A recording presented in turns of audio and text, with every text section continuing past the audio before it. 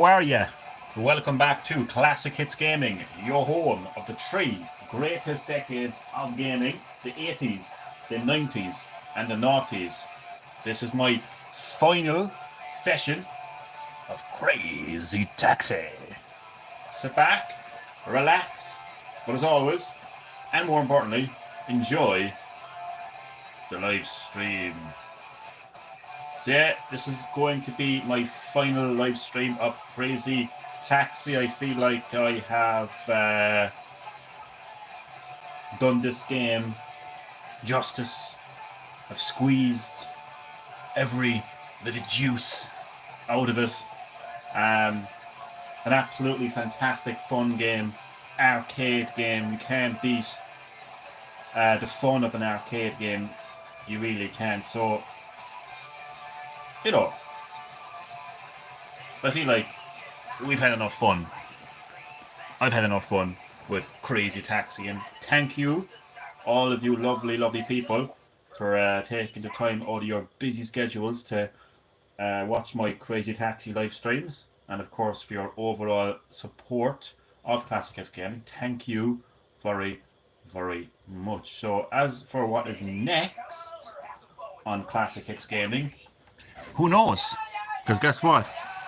Even I don't know what's next on Classic Hits Gaming. I just roll with it on this channel. I really do. Seriously, I just roll with it. Best way to be, really.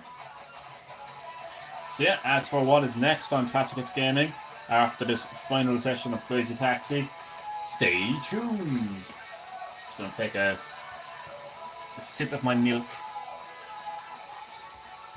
Refreshing milk. I'm gonna get stuck into the final session of Crazy Taxi. But yeah, there's just something about the fun of an arcade game that just can't be matched really in the gaming industry. There's not enough of these games, I think. I think when you look at the big companies, especially Sony, like they like to pump out these, you know, AAA blockbuster cinematic games, which are great. I own the majority of them. Let's be honest. They're fantastic games. But there's always room for diversity in the video game industry. And I don't mean the woke diversity, okay? Because your character's sexuality doesn't impact the gameplay for me. You know? I don't care. Either way. Anyway, I mean diversity in terms of let's have more arcade games from PlayStation. You know, let's have more unrealistic games from PlayStation. Let's have more games like Astrobot on PlayStation. Not every game from PlayStation has to be a AAA blockbuster cinematic experience, you know. So yeah, there's just something nice about a game like Crazy Taxi. What's it about? Well, you drive a taxi, you pick up pedestrians, you take them to your destination, and you have the most chaotic driving experience doing that. It's fun. It's arcadey. I always hate when people use that term as a negative term. Oh, this game is arcadey. I mean, that's not a negative to me. It's a massive, massive positive. A negative to me is Death Stranding and sitting through hours of cutscenes and just doing nothing gameplay-wise. You know? So let's have more arcade games, please. Thank you. Okay, speaking of arcade, so I'm going to get stuck into the arcade. So, as you know, this game is divided into, well, there's quite a few modes, really. There's the arcade section of the game, which is literally the arcade version of the arcade version of Crazy Taxi ported to Dreamcast. Obviously, the arcade version will be the superior version because arcades are vastly more powerful than consoles. And then you have original, which I would imagine, from what I've seen and experienced of the game, gives you like a different map, like new locations and stuff like that. And there's Crazy Box, which are challenges. Of course, you have your options, record, save, and load. So I'm going to kick things off with arcade. I want to show the VMU. Just for a moment. The visual memory unit of the Dreamcast. So pretty much every game reacts to the VMU. Like the VMU will have some kind of input in your game. It's really nice to see. So arcade, and we're going to play by arcade rules. Crazy money, indeed.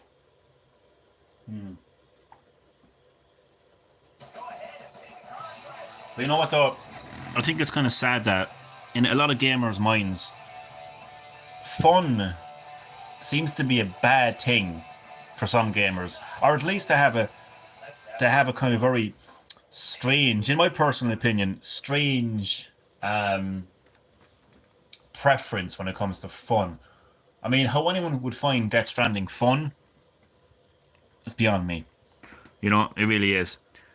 Nonetheless, Henoch, if I have pronounced your name correctly, I hope I did. Welcome to Classic Hits Gaming, my friend. This is your home of the three greatest decades of gaming. The 80s, the 90s, and the noughties. This is my final session of the arcade hit Crazy Taxi, which was ported to Dreamcast and other consoles as well. So thank you so much for taking the time out of your day to join the live stream. It's very much appreciated. I hope that you enjoy. So I'm just talking there about how I think the gaming industry could do with a lot more of these fun arcadey type games. Not every game has to be a AAA blockbuster cinematic experience. I want to make it perfectly clear, as I kind of did already. Anyway, I don't have a problem with those games. I love those games. I like my God of War. I like my modern God of War. In fact, I probably prefer modern God of War than classic God of War. I don't care if that pisses anyone off. I don't care. I like my Spider-Man. Okay, I like my cinematic AAA blockbuster experiences, but I agree with Sean Layden, the ex-PlayStation boss, when he said that you can't just make every one of your games AAA blockbuster cinematic experiences, because you will go fucking dead. You will go bankrupt. It's, you know, these games are so costly to develop. They take ages to release. So it's just not logical to only release those games. So I think not only from the point of view of sensibility, but I think like in terms of giving gamers, you know, a diverse gaming experience, we need to see other games outside of cinematic AAA blockbuster games. Games like Crazy Taxi. Games that don't have a AAA blockbuster budget. You know, games that aren't super realistic in terms of gameplay or visuals. Or story for that matter. Just a fun game that people just want to pick up and play. This is fun. And yeah, I just think some gamers' viewpoint on fun is quite interesting, you know? Like a lot of people would view this game as bad.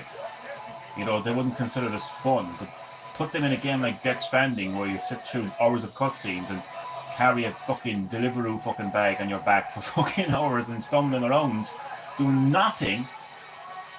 I mean, look, each their own. That's your idea of fun. Great, but this is just my personal opinion. We need to see more fun games like Crazy Taxi going forward. Now, Sega are bringing back Crazy Taxi, but I don't know. I haven't seen gameplay, so I'll reserve my opinions on, you know, what it'll be when I see it. But it's supposed to be an online. I don't know if it's online only, but it's supposed to be some kind of an online game. I mean, I do think it could work if they do it right. You know, I think there's something crazy about, no pun intended, actually all puns intended. I mean, if there was a kind of game like where it was massively open world, this big massive open world city, and there was rival taxi companies, and every player who went online would choose their company, and you're basically competing against other taxi companies in real time, in online, all over the world, other players. And yeah, whoever, I don't know, whoever picks up the most passengers, whoever's taxi company makes the most money, basically wins. And yeah, it's like a battle royale type thing maybe. I don't know, I mean, it could work, but it would have to have the charm of Crazy Taxi. Look, I don't mind online. I do play online games. But I just think you have to do it right. It can't kill the spirit of what Crazy Taxi is, you know. If I still feel like I'm playing a Crazy Taxi game, you know, then I'm okay with that. But more than anything else, it's just nice to see that, you know, Crazy Taxi is returning and we're going to have more games like Crazy Taxi going forward. Again, not every game has to be triple A, blockbuster. Come on, people. It's nice to have a bit of, it's nice to have a bit of diversity in the gaming industry, isn't that right, Nicole? A team one would be it would really be interesting, wouldn't it? The more I actually hear myself say it, really, a Crazy Taxi game where every player all over the world, goes online and chooses their taxi company and representing their taxi company, and there's this big, massive open world city where you're all driving around, trying to basically be the best taxi company. It does sound quite interesting and quite cool, isn't it? How are you doing today? As always, great to have you on Classic Hits Gaming, your home of the three greatest decades of gaming, the 80s, the 90s, and the noughties. This is actually my final session of Crazy Taxi because I feel like I've gotten the most out of this game. Whenever I say that, I feel like I feel bad or something. I mean, realistically, I can't spend forever on the one game, and because of arcade games are not AAA blockbuster games. Arcade games don't take 15 hours to complete. You can pick up and play a game like Crazy Taxi, so there's no need for 10 sessions of this game or anything like that. So I feel like I've gotten the most out of the game. So yeah, final session of Crazy Taxi. As for what's next on Classic Hits Gaming, stay tuned because I don't even know myself what's next. But how is things? How are things in the hood? Registered Bob. But you know what though? As I said, I think more than anything else, we definitely need to see more fun games, lower budget games, smaller scale games, practically indie games. But obviously, doesn't have to be indie games. They don't all have to be developed by independent companies, by a small team of developers. Independent games are their own thing. They do their own thing. I love independent games. They do their own thing. They exist on their own space. I'm not saying that every game has to be indie. I'm just saying, take Resident Evil 7. Compared to Resident Evil 6, Resident Evil 7 had a very small budget, very small advertising. I remember when Resident Evil 6 got advertised, it was literally on the fucking TV. When that got announced, it was literally on the TV. Sorry. I remember when Resident Evil 6 got announced, right? It was literally advertised on the television that same day. Massive advertising. Massive amount of money put into it. A lot of people went out and bought it. It was a huge game. They put so much into it. Resident Evil 7 was so low budget. It was a smaller scale game compared to recent games in that series. That's kind of like what I'm talking about. Maybe you can just take a beloved game like, I don't know, God of War, even, and just scale it down. Not even God of War, but just like a new IP, a new game, just a game like Crazy Taxi. I'm going to use Crazy Taxi as a template for my little rant here. Just a game that's not ultra realistic, that doesn't have ultra realistic graphics or a realistic setting or a realistic story or gameplay. Just a fun, crazy game where you're driving around in a city, in a taxi, and just having a crazy time doing it. Yeah, something different.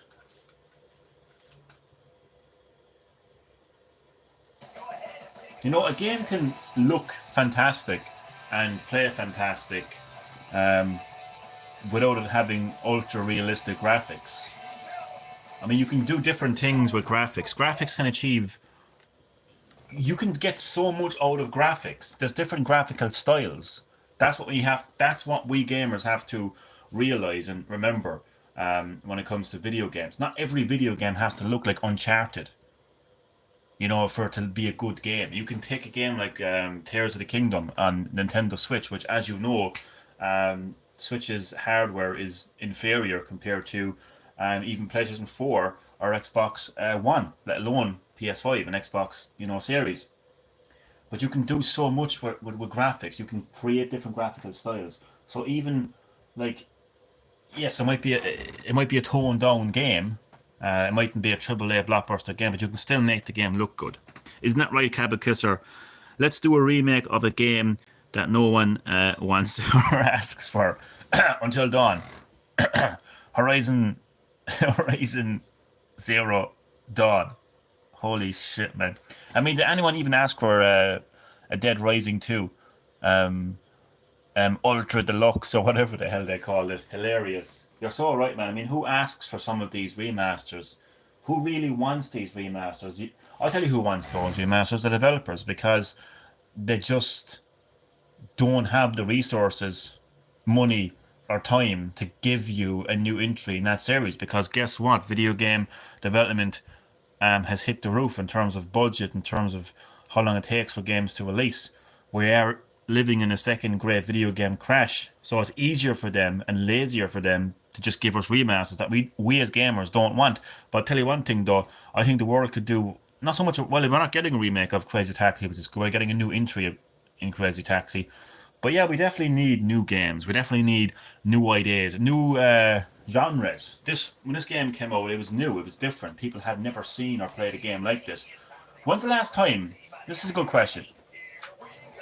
When's the last time we saw a game release, right? Today, right? In modern gaming, that is different. That is a different genre. That cannot be put into a genre. I'll wait. I will sit here and I will be glad to be corrected. If you can correct me, I will welcome it. But all I see is another Souls game, another GTA-like game, another open world game, another shooting game, another sci-fi game. They all just fit into a genre. But Johnny, Elden Ring is a good game. I'm sure it is. But it's just another Souls game. You know, when was the last time we got a new genre? Something different. Something that, when gamers picked up Crazy Taxi for the first time, as I said, they had never experienced a game like this. That creativity is gone now. And it's sad because if you show a lot of younger gamers a game like Crazy Taxi, they'll say, oh, that's not, I don't like that game, that doesn't do anything for me. But they'll sit through hours of cutscenes, right? Hours of cutscenes in a game like Death Stranding and convince themselves, it's art, Johnny. That's my idea of fun. And if that's your idea of fun, great, but it ain't my idea of fun. You know what I mean? It's anything but fun. It's anything but fucking fun. But you know what though? I'm always open for dialogue. I always welcome opinions that aren't mine. So, I mean, fire away. Fire away with your opinions and questions and everything in between, and we'll have some open dialogue, which I think the world is in need of. To be honest with you, we can't all agree on the same thing, you know, because what a boring life that would be if we all just lived in the same world and we all just agreed with everyone. Like that would be that's actually quite scary. Actually, a world where everyone is exactly the same, you know. So we can't have that. We can't have that. We have to have new opinions. I hate if a game company I hate it game companies rehash all games and call it a new game. That's actually a very interesting point. Let's say Silent Hill 2 Remake. Game of the Year nominee. It's not a new game. Silent Hill 2 was great back in 2002. What's your point, Jeff? What's your point, gaming? And yeah, it's a great game. Of course it is. But it came out in 2002. Is it remade? Yeah, it is. Did they add things into it? Yeah, of course it did. Same thing though. You know? Like you can't praise, oh, it had an amazing story. Of course it had an amazing story. But it had an amazing story back in 2002. You know what I mean? Like, so I think it's an interesting point. And again, you're going to get people that are going to come at it from different angles, and that's fine. I'm waiting for those people to Agenda Live chat and come at it with different angles. I quite welcome that. But it's a good point there you make, Happy Kisser, because at the end of the day, it is the same game. Same with RE4 remake and all the other remakes that have come along with it. I don't think it's fair. I don't think it's fair that a game like Silent Hill 2 remake will more than likely get a lot of will be nominated for a lot of awards this next month at the Game Awards. I don't think it's fair because there's a lot of games that are new that a lot of developers put their blood, sweat, and tears into that are creative and probably actually feel completely new compared to other games, and they won't get a slot because fucking Silent Hill 2 remake. Is it a great game? I've seen the game. I've watched the game. I think it's fantastic, but it's still Silent Hill 2. It shouldn't be viewed as a new game. I think there is always room. Okay, there's always room for a remake. There's always room for a remaster when it's done right. I don't think we should be remaking or remastering PS4 games, or even PS3 games for that matter, because PS3 was where video games had reached their peak, if you ask me, in terms of visuals, photorealism, all that kind of stuff. That's why you don't see a massive leap in visuals now when you get a new console. That's why they have to give you a PS5 fucking Pro mid-cycle. Do you know what I mean? Because we don't see that fucking massive leap anymore. That we saw from PS1 to PS2. That kind of graphical leap that I'm talking about. So I think when it comes to remaking or remastering, let's say a game like a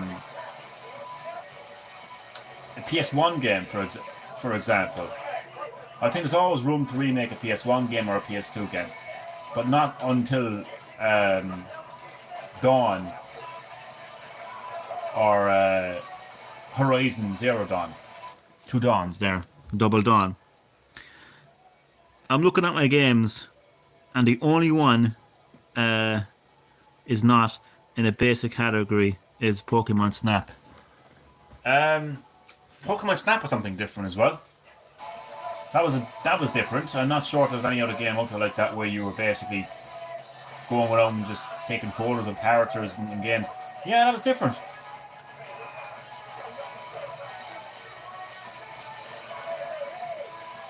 I mean, I always talk about 2 games in particular that really literally redefined the video game industry, set a new standard for gaming in the industry, and really introduced a whole breadth of creativity. Those 2 games are Super Mario 64 and Grand Theft Auto.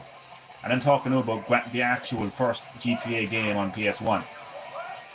When Super Mario 64 came along, right, we had never, before Super Mario 64 came along, we had never seen video game worlds like this. 3D rendered game worlds.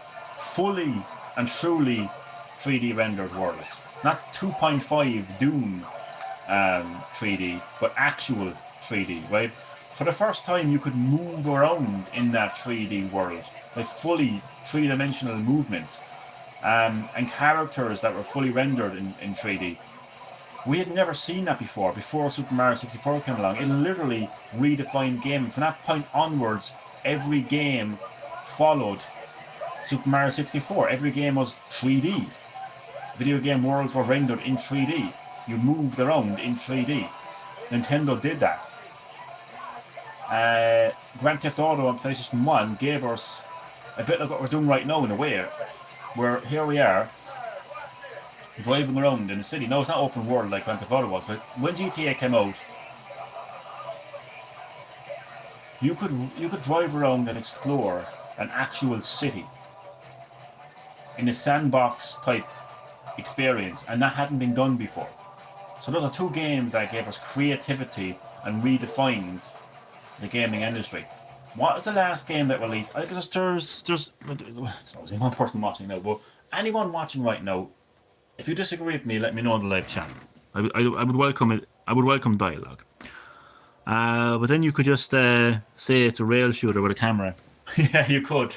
To be fair, that's a very good point, actually. But I don't think when Super Mario 64 came along, I don't think there was any. I don't think you could compare that to any other game, because really, like, gamers had never seen anything or experienced anything like that before. But there's always going to be like games that come out, like there are new games that come out, and people will say, well, that's just, for instance, Elden Ring. That's just another Souls game. Maybe get some water. I'm gasping.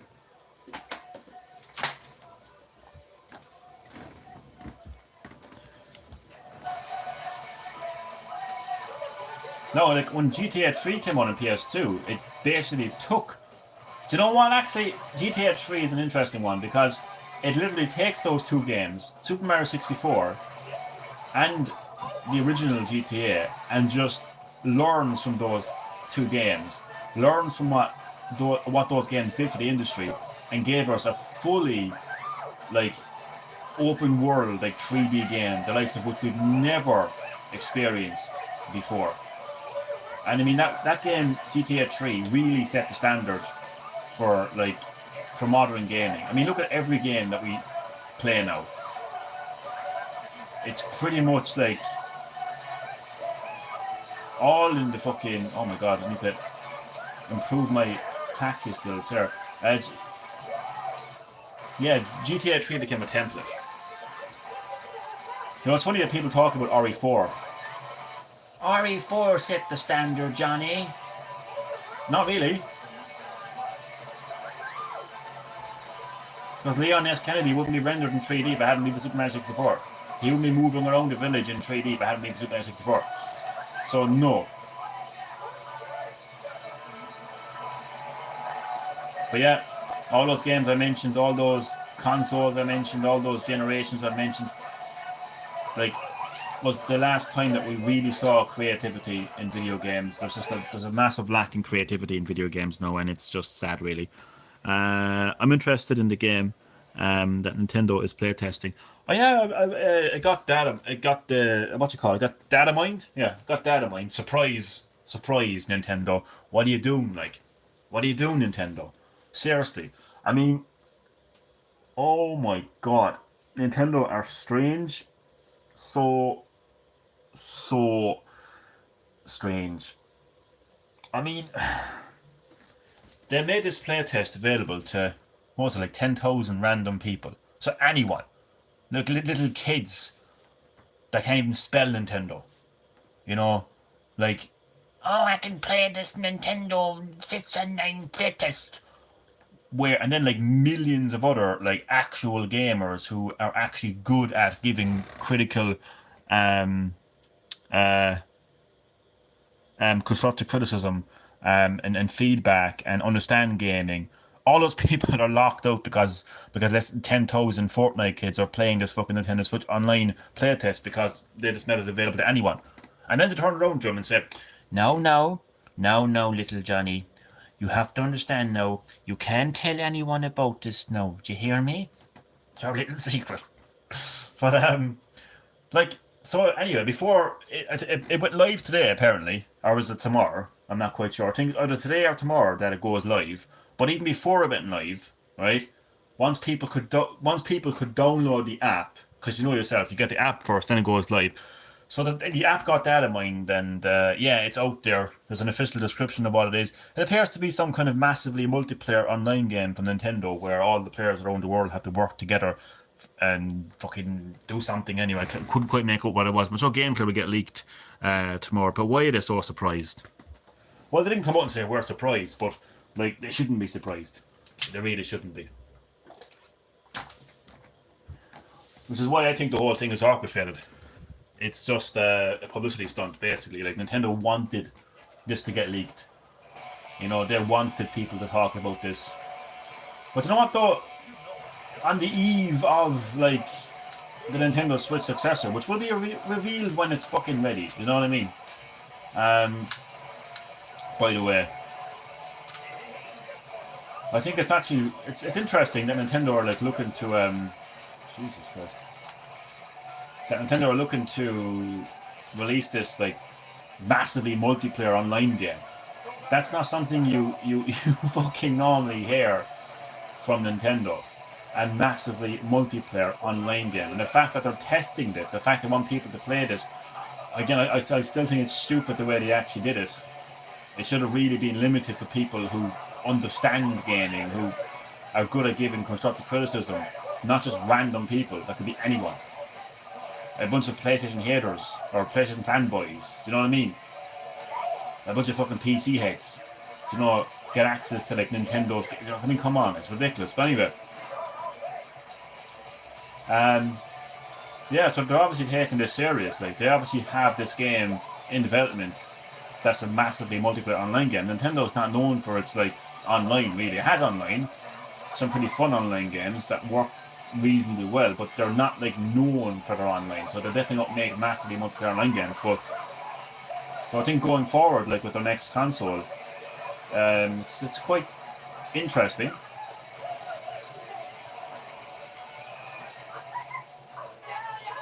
So the gameplay for that will eventually be leaked anyway. I reckon it'll be leaked by tomorrow, I would say. It's my guess anyway, tomorrow. Just going to check the live chat.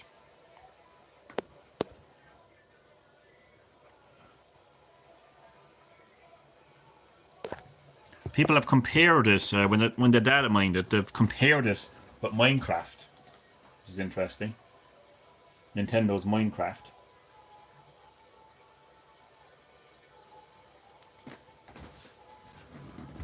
It's so funny seeing people on Reddit like snapping and crying. Why hasn't Nintendo revealed the successor to the Switch yet? I'll tell you fucking why. Because it still isn't April 2025. That's why. If those people, if those idiots actually listened to the sources a lot more, the sources as in fucking Nintendo, you know, the company that's actually fucking making this console. If they actually listened to them more, they wouldn't be so fucking, like, childish and fucking throwing their toys out of the pram and saying, you guys, I don't even care anymore. I don't even care anymore about this thing. I don't care when this thing gets announced. It's fucking hilarious. Just listen to Nintendo. Nintendo literally said, right, we will reveal the successor to the Switch before, I think it was either March or April of next year. That's your confirmation right there. That's your news. That's your reveal right there. That's all you need to know. Just sit back and wait, you impatient fat motherfuckers. Seriously, like, it's so funny. Listen to them because they're like, guys, I give up. It's been delayed. That's one thing I heard. It's been delayed. It's been delayed because of leaks. How can something that hasn't been fucking revealed be delayed? I swear to God, man, these people have more fucking Doritos in their fucking hair than brain cells in their thick fucking skull. Seriously, man. They need to touch grass more. Honestly. Honestly. It's ridiculous. There are some games I don't mind sit down and play, but there's games I just don't care for. Of course. That's something you shouldn't have to explain. Man, that's what makes us human. We all can't like the same thing. I've had people, I'm sure they know who they are, no hard feelings, but I've had people ram games down my fucking throat like a fucking parent ramming down fucking vegetables down my throat. I mean, seriously, play this, you gotta play this. I'm like, I don't want to. Just leave me alone. I don't care how good the game is. I don't care how well it's sold. I don't want to play it. Leave me alone. Do you know? So, like, yeah. I mean, and those people aren't going to play the games I like, and that's fine. But I don't run those games down their fucking throats. So, you know what I mean? Yeah, but that's something you shouldn't have to explain, man. Thank you. They literally said, and people are still acting. Yeah, it's so funny. They're coming out and saying, you guys, it's been delayed. Because it didn't come out when the leakers, right, and rumour heads said it would. You know? Because the fucking Discord mods, you know, said, oh, it'll come out in October because my dogs, walkers, aunties, nephews, teacher said it was going to be revealed in September. And then it doesn't get revealed in September. And they say, well, I'm Team October, guys. I'm Team October. It'll be revealed in October, guys. Just you wait. It doesn't get revealed in October. They get pissed off like a little child. They don't know how to react. They don't know how to handle their emotions. So like little children, I don't care anymore about it. I don't care when they announce it. It's like, just listen to Nintendo. Seriously, they said they will reveal it before April or March of next year. It's so funny, really is. We know when Nintendo come out with the Switch 2, it's gonna come with a high price tag. Man, I think we had this conversation before. I don't know if it was you or if it was someone else, but like, man, high price tag, really? High price tag. I mean,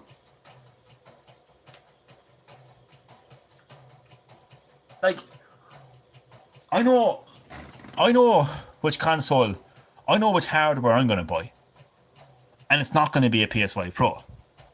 Because if you want to talk about high price, €800 for a scam, right? Not just the fact that it has no disk drive or stand, but the fact that its selling point, its USP, its unique selling point, right, is games will look and run better, right? It's a scam. Because up until now, up until before these pro consoles came along, over the course of a video game's lifecycle, games would look and run better. Now, apparently, we got to go out and pay €800 for a scam, believing that we have to get this pro for our games to look and run better. It's a scam. It's €800, man. That's a high price tag. Man, Nintendo have always had the cheapest consoles. Switch was cheaper than PS4. And it was cheaper than the Xbox One. And it's definitely cheaper than PS5 and Xbox Series X. So you can be sure that Nintendo's next console will be cheaper than what's on the market now. And you can be guaranteed it'll be cheaper than the PS5 Pro. Man, they're Nintendo. I mean, you're probably looking at it from the perspective of what the other consoles deliver in terms of specs, but you're not getting those specs from Nintendo. And then you're probably saying to yourself, oh, well, that's the reason why it should be cheaper. Not necessarily. If you look what the Switch is, I mean, it's a hybrid console. So you're literally getting gaming on your TV and on the go. If you want that from PlayStation, you have to buy the PS5 and you have to buy the PS Portal. Whereas with the Switch, you get it out of the box. You get gaming on the go out of the box. So I don't think that Nintendo release consoles with a high price tag. I really don't, personally. Hello there, Hassan. Sorry, I'm so bad at pronouncing names. How are you doing today, my good friend? Welcome back to Classic Hits Gaming, which is your home of the 3 greatest decades of gaming. The 80s, the 90s, and the 90s. This is my final session of Crazy Taxi. What's next on Classic Hits Gaming? Stay tuned. Thank you for taking the time out of during the live stream. I'm poor as hell. I can't afford a 500. I get that. I completely get that, man. You're fine, man. Look, we're all. No two people are the same. No two people's income is the same. No two people's financial situation is the same. I completely get that, man. I wouldn't classify. I wouldn't say you'd have to. I don't think you should describe yourself as poor, because I don't think money defines your happiness. Like, I know, like, okay, you might consider yourself like financially poor. Okay, fair enough, I get that, but there's a lot more to life than money, really. When it comes, anyway, I won't get into that. But no, I mean, the point I'm making is, if you compare the price tag of Nintendo hardware to PlayStation or Xbox hardware, Nintendo always is the cheapest. And you might get people, including yourself, and it's fine if you do, that will say, but Nintendo has inferior hardware, so why is it more expensive? There's many reasons why consoles have a price tag. I mean, Nintendo are using a different chipset to PlayStation and Xbox. It's a mobile chipset. It's the NVIDIA chipset. Mobile chipset. It's different.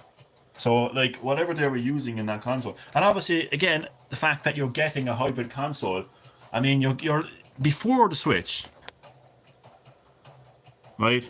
You would have to buy Super Smash Brothers for Wii U and Super Smash Brothers for 3DS.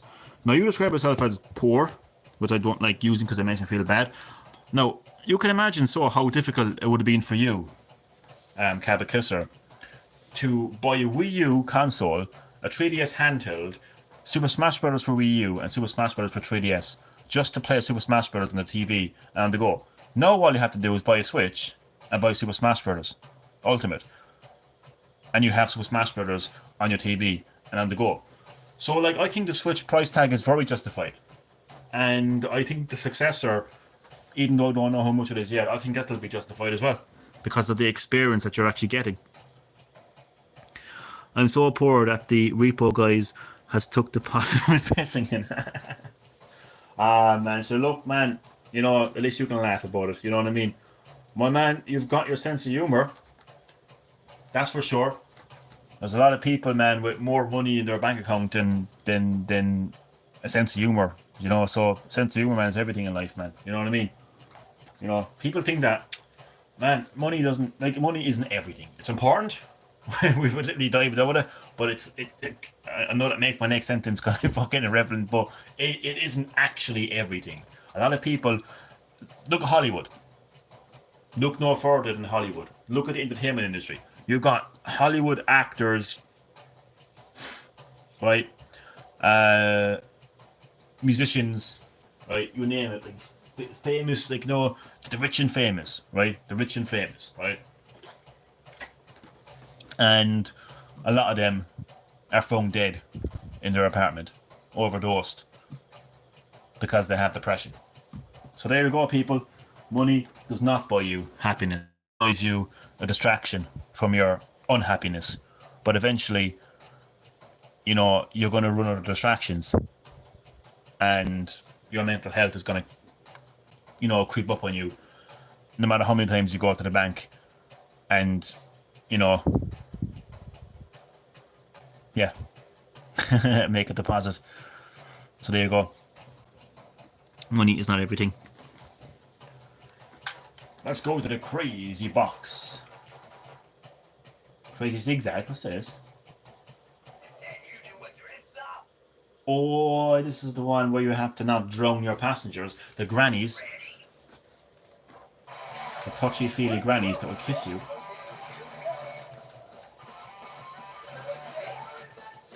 But yeah, man, I just feel quite strongly about this whole kind of Nintendo have expensive hardware.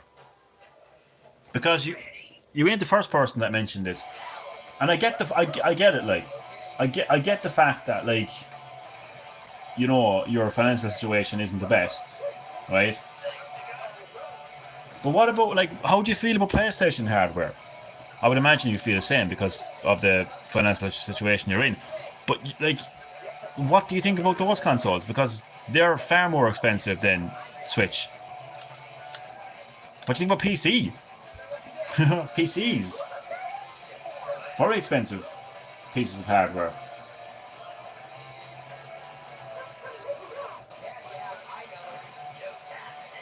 And historically and factually, every Nintendo hardware that has released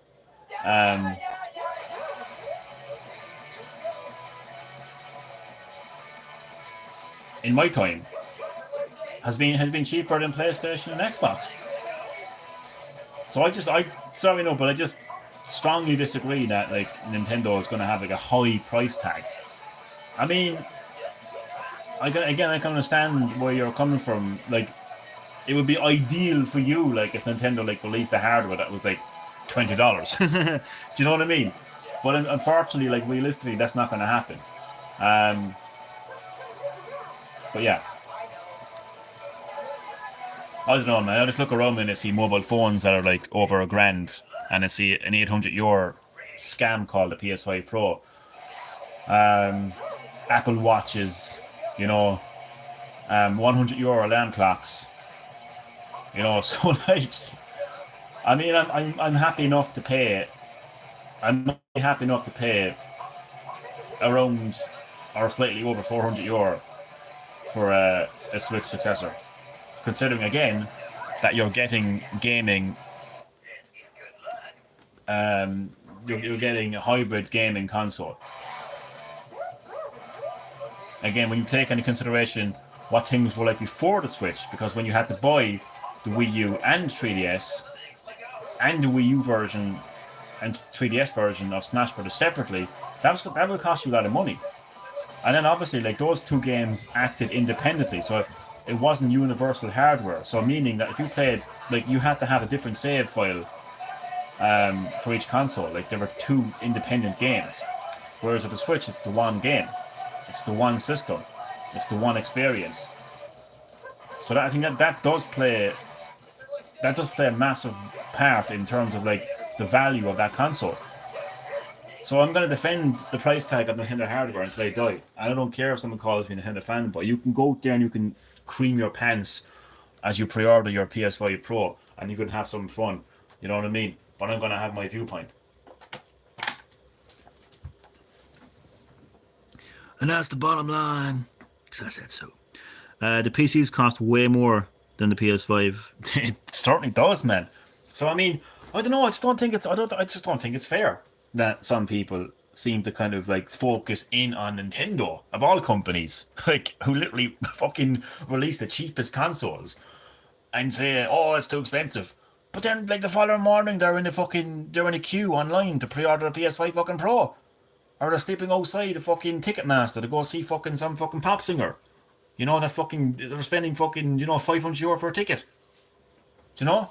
To see somebody fucking, like, on the fucking big screen in front of them, because they're not even sitting close enough to fucking see the person. Oh, I'm having a great time! It's like, what the fuck?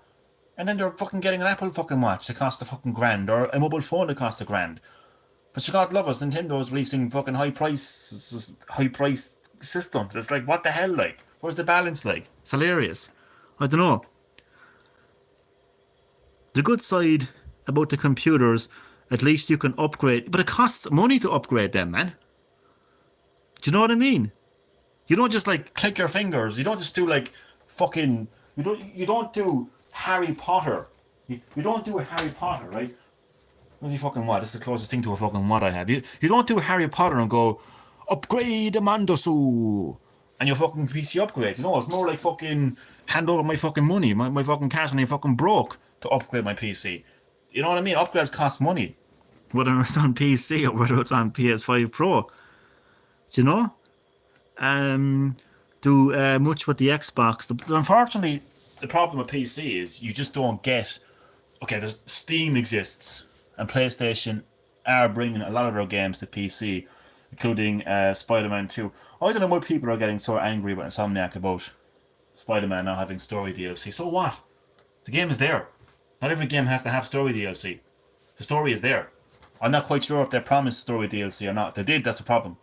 If they came out and said, we're going to give you story DLC and then change their mind, that would become a problem. But I don't think they did. I don't think they ever confirmed they were going to have a story expansion. So, but anyway, they're making a PC version of Spider-Man. So I get the fact that you can get, and obviously with Game Pass, you can play every game. Not every game, sorry. Not every game, but any game that comes to Game Pass, you can play it on your PC. Nintendo has never done anything with PC yet. Imagine Nintendo's next console is a PC. A Nintendo PC. Weird, but anyway. But anyway, I'm just going to draw the line under the Switch price tag conversation anyway. Switch successor price tag. I just think I'm more than happy to pay whatever price they charge, because I know it's going to be cheaper than the other consoles. And for what you're getting, again, if you want to play Astrobot or Spider-Man 2 on the go with PS5, you have to not only buy the PS5 console, which has actually increased in price in a few countries across the world. So I think it's actually more. I think it's $550 now. Or if you want to play, for instance, if you want to play GTA 6 when it eventually comes out on the go, more than likely, if you're stupid enough, you're going to fall for the PS5 scam. You're going to buy a PS5 Pro, scam. You're going to buy a PS5 Pro, so the game will look and run better, because that's the best way to play GTA 6, because you're going to be scammed into believing that. You'll be scammed into believing that Rockstar Games needs a PS5 Pro, even though they had fucking 10 years to make this fucking game. You're going to be scammed into believing that you have to get a PS5 Pro. So you're going to pay €800 for a PS5 Pro, and then to play that game on the go, GTA 6, you're going to go out and buy a PS Portal. Which I'm not sure if it got a price. I don't know if it got a price cut, but still, you're going to have to pay that anyway. So anyway, yeah, look, I just think when you compare Nintendo hardware, when you compare what the Switch can offer compared to what the competition offers, I think the Switch has more value. I will shut up. Well, actually, he's telling me shut up now, so I will.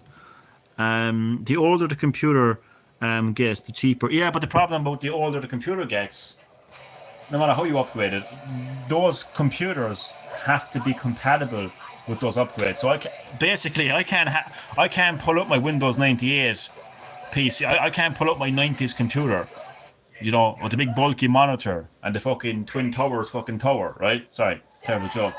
But I mean, I can't take out my 90s PC, right, and upgrade it to play GTA 6. So you're kind of making it out to be like there's no problem here, nothing to see here. But then you're saying the fucking Switch is a high price. Like, I don't know, man. It's kind of silly, like. You know, I'm just being honest now. Nothing against you, but it just sounds a bit silly. You know? Like, you can't upgrade an old PC as easily as you might think. Because, I mean, the PC is... At the end of the day, the PC... The specs are in the PC. Yes, you can upgrade the graphics card and stuff like that. But the actual... Like, the raw specs are going to be in the PC itself. So, yes, you can upgrade a PC. But there's going to... Like, it's going to... Eventually going to have its limits. That PC is going to have its limits. And you're going to have no choice but to buy a new PC. There's no way someone had the same PC for, like, 20 years. Right? There's no way someone has the same PC for 20 years, or even 15 years for that matter. There's just no way. I refuse to believe that. Maybe 5 years, but certainly not 15 years or 20 years. Maybe 5 to 10 years, and max. But there's no way at 15, 20 years they have the same PC. But then again, old in today's standards, like what is old in today's standards? In today's technical standards, probably fucking 4 months. This phone is so old, bro. I gotta get a new one. And they bought it like 4 months ago. Okay, I'm gonna exit this. That's a crazy challenge. I'm not having a go, or anything like that. But yeah, we'll all be revealed now when it comes to Nintendo's next console. When they decide to, and they say they were going to do it. See to me now, this I'm on Reddit there now. I'll show you in a second. I'm on Reddit, and this guy says, just a week away. I mean, look at this. What the fuck is he even talking about? Look at this, man.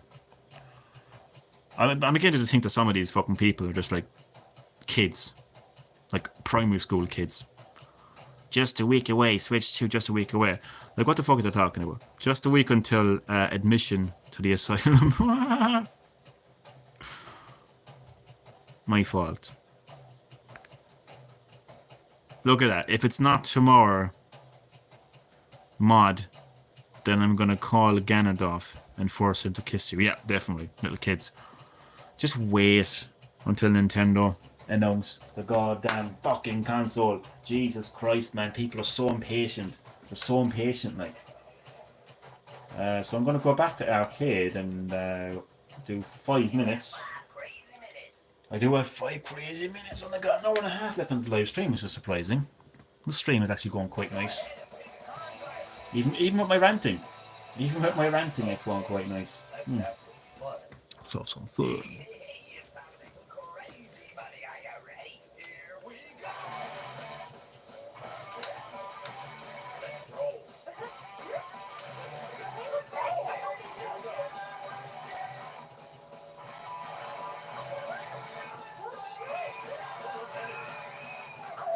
Get out of the way, you fuckers.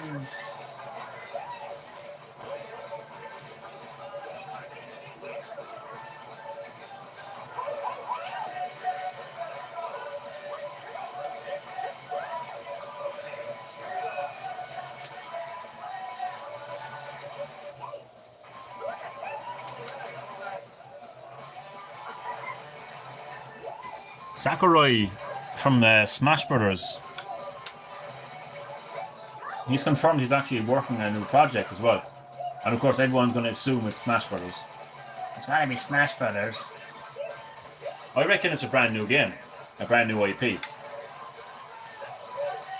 I really feel like he wants to do something different.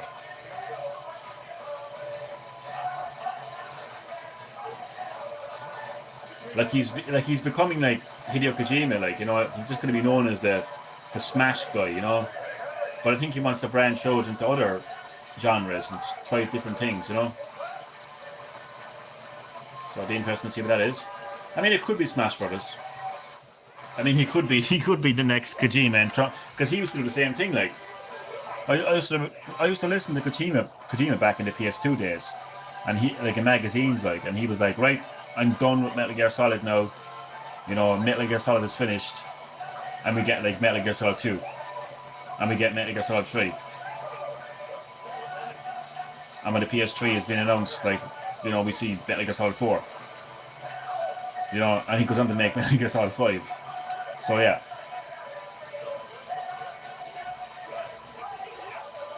So this could actually end up being, and Sakurai could end up making a Smash Brothers game. Just gonna check the live chat again, because you never know when YouTube will come along and pause the live chat.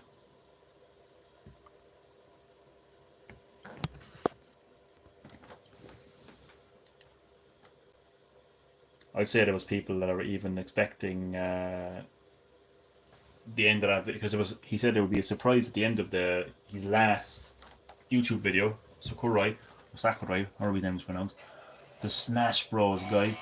He said there was a surprise at the end. I bet you there was people that were thinking, oh, that would be the Switch 2 reveal. And I bet you know, as we go into November, they'll be all like, oh, the Game Awards. It'll definitely be the Game Awards.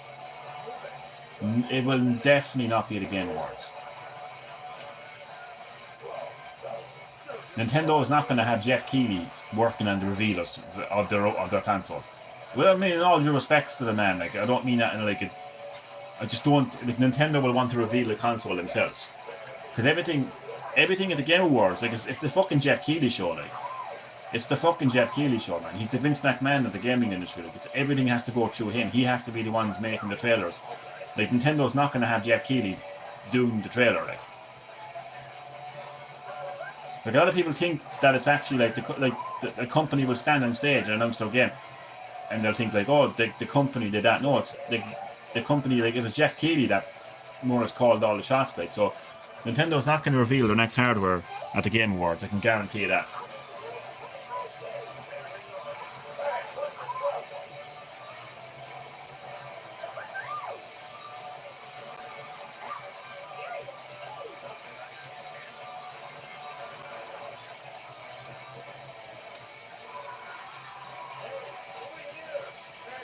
He wants to. He got the Bible and all. He's the preacher, isn't he?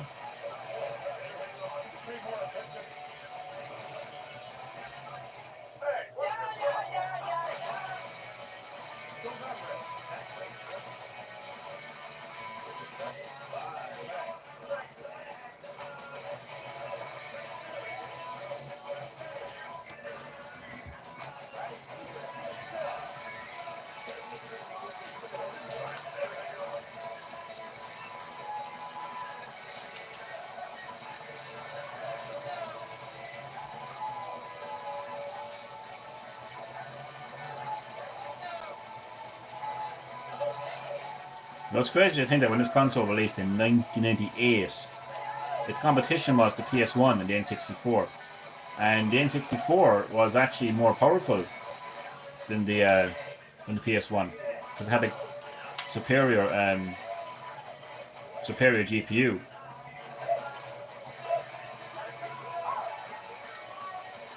So the Dreamcast had 4 times the memory of the N64. So, like, this was, I mean, when this was on the market, like, this was so visually impressive, like, to what, like, was happening on N64 and PlayStation. I mean, think of it, 1998. 98.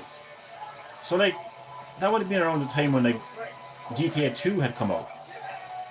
Maybe even GTA 1, actually, come to think of it, in Europe. Maybe not. But just take GTA 2. Compare this to GTA 2, like. This is crazy. Call me a fool. Call me a fool. What they do? B? B? Ah, C? I'll fucking take a C, fair enough. I assume it'll be something different from Smash, and I don't know if it'll be for the Switch 2 only. Oh, I'd say, depending on how far into development it is, it'll probably be Switch and Switch 2. Just like we saw, and still see actually, a lot of the times when it comes to like PS4 and PS5 games or Xbox Series games, more than likely. Yeah, I'm actually, I'm the same as you. I think it'll be a completely different game. I think he's, I don't know, I think he's blue in the face now from Smash. To be honest with you, I really think he wants to try something different. Hopefully, like Nintendo will like allow that for him. Like Smash will come when Smash comes. You know what I mean? Like, yeah. Who knows? Maybe maybe someone different is making Smash. You know? Who knows? We'll have to wait and see.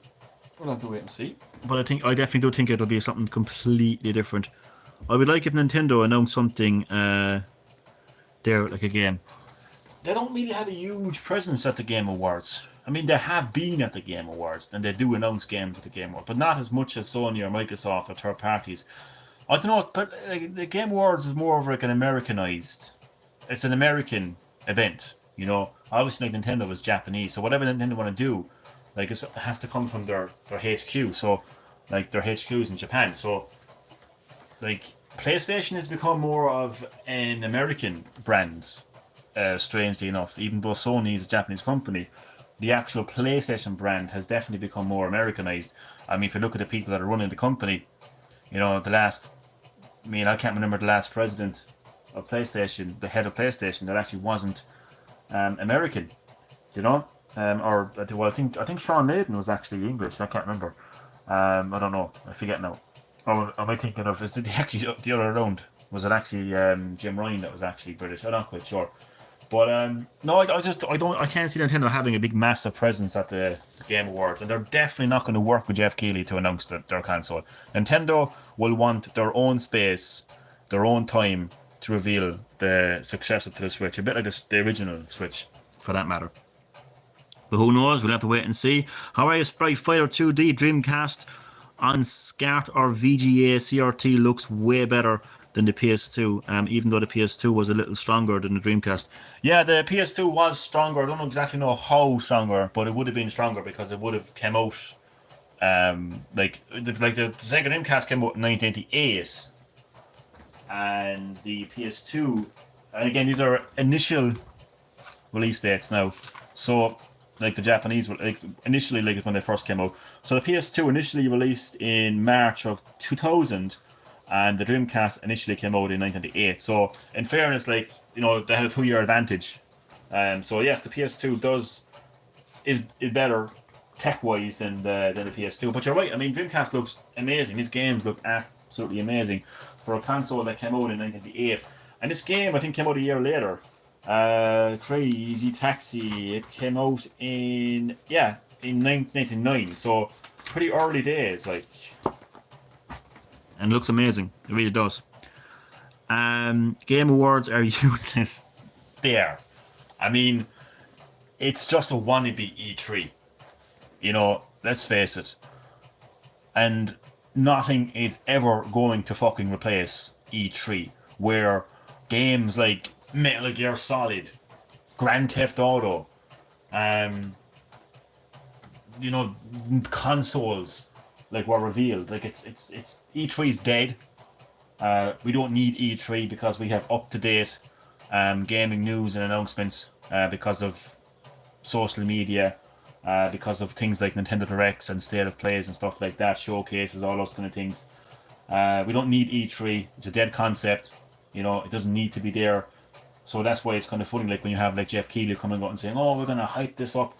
I mean, literally, like you could watch the Game Awards thinking, "Oh, we're gonna get these great announcements," and nothing will happen. And then 2 days later, like Nintendo holds a direct and announces a Switch 2. Like, you know, we don't need Jeff Keighley. We don't need the Game Awards. A lot of the times, the Game Awards are absolutely useless. They really, really are. But how are you doing, my friend? Welcome, as always, to Classic Hits Gaming, which is your home with the 3 greatest decades of gaming: the 80s, the 90s, and the noughties. This is actually my final session of Crazy Taxi. So stay tuned for what's next on Classic Hits Gaming.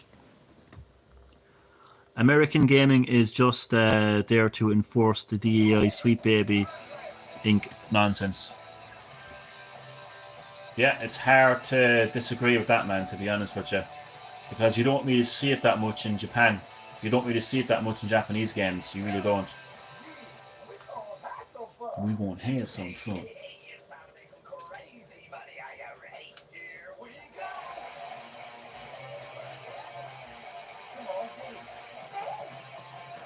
Well, I think what gamers need to understand, I think what 3baby Inc. more importantly need to understand, is a video game is not affected both positively and negatively by sexuality, race, gender, or anything like that. A video game is affected positively or negatively because of its gameplay, its presentation overall, and its story, and more importantly, performance. Now, on the subject of performance, I don't know if I spoke about this before, but I'm going to talk about it again. I actually recently came up with a very good idea, if I say so myself, that will really back game developers against the wall and literally force them into making better games and stopping them from getting away with releasing shitty ass games. I'll talk about that in a moment. But that's what matters. That's what affects the game, negatively or positively, is how the game performs, the story, presentation, the sexuality, race, gender of a character. It doesn't do anything to the game. So what I'm saying is I don't care either way. I don't care if the character is gay. I don't care if the character is female. I don't care. It doesn't bother me. I don't want it pushed down my throat either way. I just want a game that actually works. You know, I want a game that's fun. I want a game that I want to invest my money and time in. So 3baby Inc., you don't need to be there. Just fuck off. You know what I mean? So that's my view anyway on the subject. So this idea that I have when it comes to backing game developers against the wall, like fucking shoving them against the wall and saying, hey, you motherfuckers, now you have no choice but to release games that are working, finished, and have good quality overall. So basically, do you know how, let me get a game that actually has a, I'll be right back. Just bear with me. Johnny will be right back. What was that there now? Oh, that's the same comment, sorry. I'll be right back.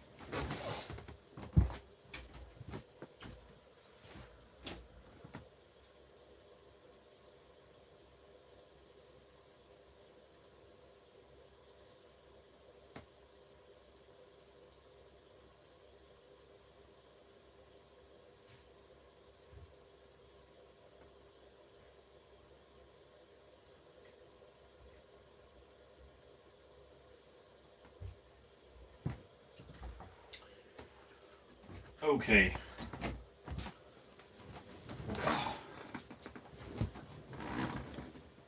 I'm back. Okay. See this game? The great Emio, the Smiling Man, Famicom Detective Club, which I'd recommend anyone to play. You don't see Nintendo releasing 18 mature games that often.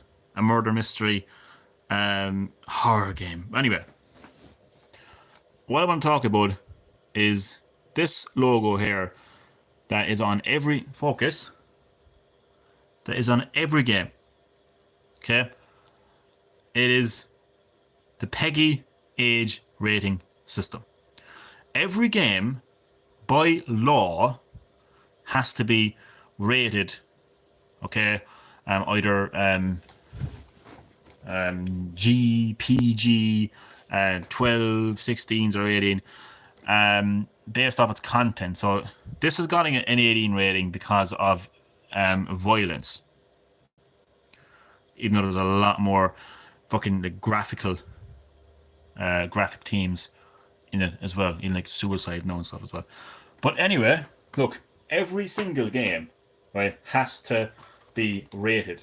Okay, so the PEGI, right, by law, in Europe anyway, in America it's the ESRB rating system, but by law, right, PEGI has to come into these video game companies, okay, has to come into the building, and they have to look at their game, inspect their game, see what's in it, what kind of content is in this game, and if that game has a lot of violence, you know, sexual content, drugs, themes of suicide and that kind of stuff, then it's going to be rated 18. And whether the developers like it or not, it has to be rated 18, which means that, well, we like to think anyway, it locks out a large section of the audience. So basically, this game cannot be played by kids. As we know, there's still kids playing 18 rated games. That's not going to change. But the fact of the matter is, the company has no choice but to slap that.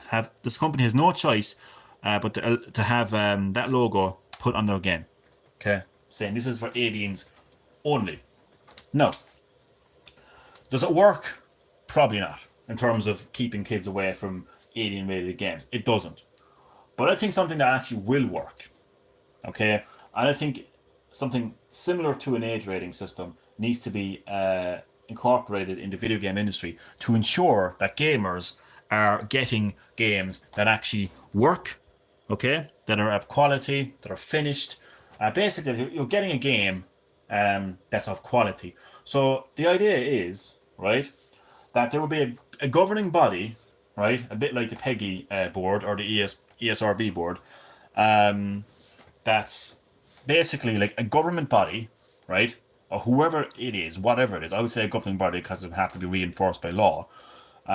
Basically, right, it's their job to go into a video game company, look at a game and say, all right, does this game, before it releases, does this game have game-breaking bugs? Does it have glitches? Is it finished? Does it have predatory microtransactions? All that kind of stuff. All the stuff that make modern gaming shit. And basically, if it's a game that is, like, if it was Cyberpunk 2077, it would get an F. It would get a fucking F. This is an F rating game. Terrible game breaking bugs. At times the game will literally crash. Visual bugs, audio bugs, everything, right? It would get an F. And by law, that game would have to have an F rating on their fucking game. Who wants a game with an F rating of quality? So basically, it would be a rating of quality. So F rating of quality. This has an F rate of quality. And it would describe, just like this has an 18 age rating because of violence, right? It would be next to it saying, right, this has an F rating because it has visual bugs, audio bugs, game breaking bugs, all that kind of stuff. And then obviously, like, this game has microtransactions, and just listing out all the things wrong with it, and good as well. I mean, if it gets an A, it'll say extreme quality, very good, whatever else. But basically, if it was a government body that could rate a game by performance, not just content, like age rating, if a game could be rated for its quality and areas like that, it would push game developers into a fucking corner, and they would literally have no choice but to make games better. Boom.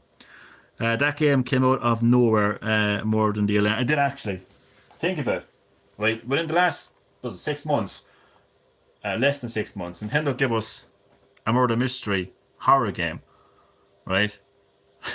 And a fucking alarm clock. And nothing about the Switch to it, like, you couldn't make it up. So let's get back to the game club. But yeah, just imagine, no, like, you know, if CD Projekt Red had to slap a quality rating on its box, like, it wouldn't go to market. They wouldn't do it. They'd be shitting themselves. And they'd have to, I mean, too bad. They'd have to go to their fucking shareholders and investors and say, look, we can't do this. Whatever. You know, things will have to change. Something will have to change.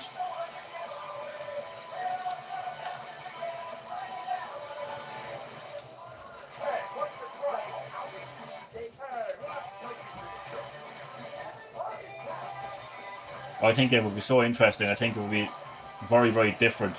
There'll be different times in the industry that actually happened.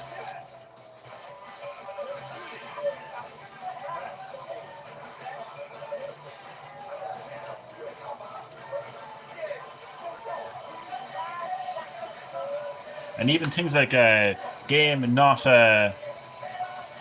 released as advertised. So you know how a lot of the times game developers will promise modes and content at launch that don't actually happen. Well, if that ever happens, that would have to be listed on the box. You know, stuff like that. So in short, basically, what I'm kind of suggesting, what I'm kind of proposing, is a quality rating. Now we have this fucking thing from Nintendo, right? And it's fucking lost its appeal so fucking much. The Nintendo seal of quality is worth shit. That should not be there. It should be in the fucking trash. Fucking, it should be in the bin there above it. You know, it doesn't belong. There's so many games on Nintendo hardware, both from their own fucking first parties, like fucking. We all know the story with Pokemon. Is it Pokemon? What one was that? Pokemon Scarlet and Violet, was it? Or was it the other one? I can't remember. But the Pokemon game in it was riddled with bugs and glitches, right? Well, to be, it's not Nintendo, but it's Game Freak, which actually, you know what? It's kind of a complicated one, really, because Game Freak isn't actually a Nintendo, but still, it's a game on Nintendo. Whatever, anyway. Third-party games, like, I mean, look at WWE 2K 18 is just absolutely fucking terrible. And they had the audacity to slap the Nintendo seal of quality onto it, you know what I mean? So, yeah, fuck that. Nintendo seal of quality means nothing, and you can't have an internal quality assurance. You have to have an independent governing body that will basically come along to these gaming studios and say, okay, show us your game. We're here to rate your game on quality. Show us your game. We all have these fucking climate ratings, you know. Is this device good for the environment? I'm going to rate it A or whatever else. Fuck that shit, right? Fuck that shit. What you do is you rate the game on quality. You know, they come knocking on your door and say, I'm here to rate this game. I'm here to see if it has game-breaking bugs. I'm here to see if it has predatory microtransactions. You know, I'm here to see if it's finished, if it's complete. Because obviously game testers are not the same as what they fucking were. I don't know what the hell is going on when it comes to game testing, but game testing is definitely not what it used to be. Because the whole point of game testing was to find these bugs, report them to the fucking developers, and the developers will make sure that they were all fucking smoothed out. I mean, how the hell can you have Cyberpunk 2077 releasing, right? And telling me with a straight face that game testers are still around? Because what the fuck were they doing? Who were they doing? What was being doing to them? Right? When they were testing this game. Seriously.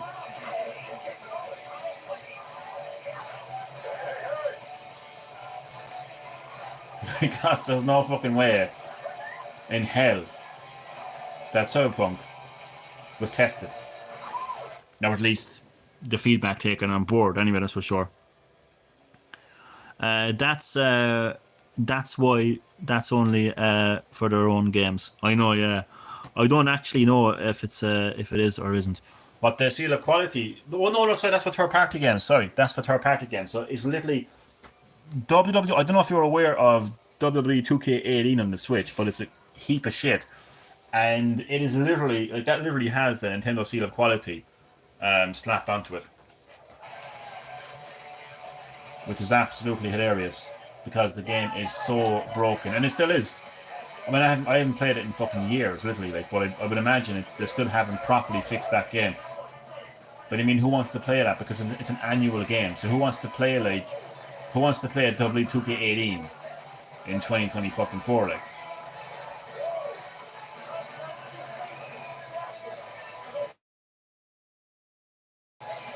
And I think it was the last wrestling game that came out on the Switch as well. Not surprisingly.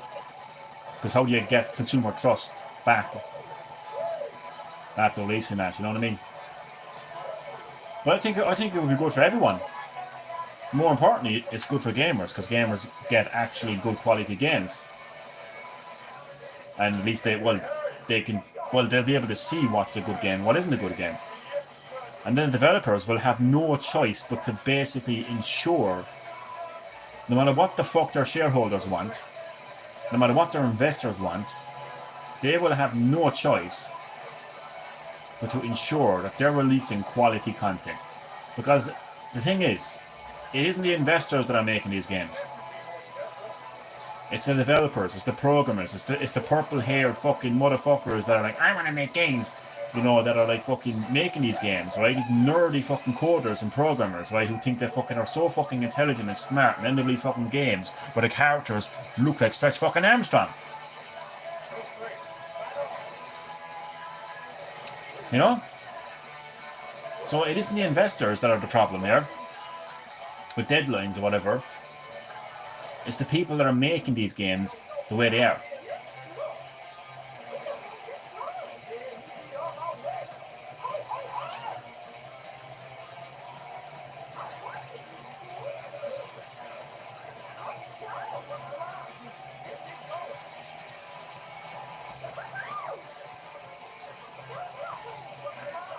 Time's up.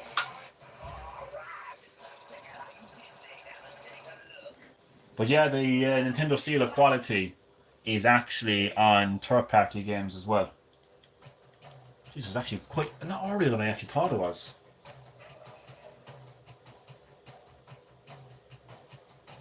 So, do you know what? No, I'll do a bit of crazy box. Take the customers to their destination. Let's go. Crazy drift.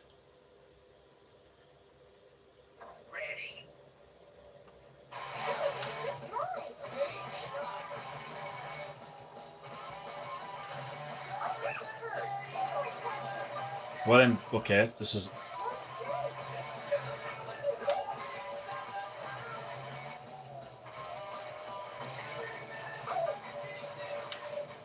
I have a funny story as well. It might be considered offensive to certain people. Outdated comedy, I'm so sorry. It's actually not really that offensive, I think it was funny. So I was in a Super Value, to any of my Irish viewers or anyone who has travelled to Ireland. I don't know if it's a Super Value internationally, but a supermarket basically, not too far away from me. I was getting my bits and pieces, I was getting my water, bananas, soda bread. So I was looking for soda bread and there was one of the workers having a conversation with, I would definitely assume to be his boss, his manager or whoever, and she was correcting him. And all I could hear anyway, and she said it twice, and it was like loud, and right beside me, and she kept on saying, "But you're not straight. You're not straight." And I just, man, I have to walk away, man, because I almost lost it. It was the way she was saying it, like, you know what I mean, like, you know what? But the joke, I'm just very immature, like, but it was the way she kept saying it, like, "You're not straight." I should have turned around and said, "So what if he's not straight? It's 2024. You bigot." That would have been so funny.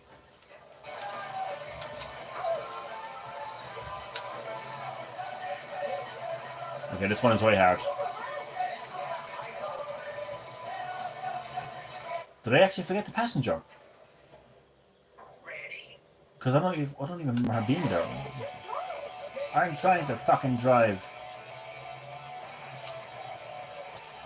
I can't actually drift.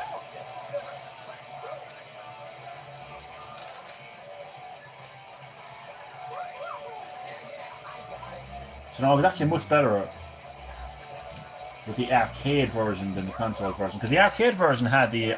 I'd love if I could actually stream the arcade version. If I actually had the arcade version, like, in my house, like. Imagine that. But that had the pedals and everything, like, so it was just easier to... No, that's not going to happen. It was easier to manage. No, I won't give it another go.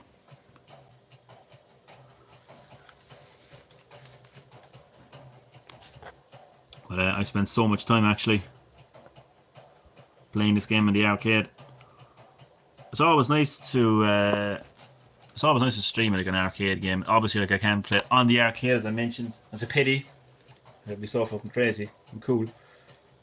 But no, it's always nice to shine the spotlight on arcade games whenever I can, because they, as I mentioned at the start of the live stream, like they hit differently. Like the emphasis is on fun. You know, it's not trying to be a movie. It isn't trying to be realistic in terms of its gameplay or visuals. But it's so funny because you have games like, and I keep bringing this up, but there's a reason I keep bringing it up, because there's a point to it. Like, you have games then like Uncharted that look so realistic, right? and they've got like, do you know, like they have the voice acting is spot on, the facial animations, it's all spot on, the visuals are all spot on to make this game look realistic, and even like to an extent play realistic. But then you get shot right in the fucking head by a shotgun by one of the enemies, and you're still standing. Okay, maybe you were even knocked to the ground. Okay, so all got knocked to the ground. But let's face it, what would happen in real life if you got shot in the head with a shotgun?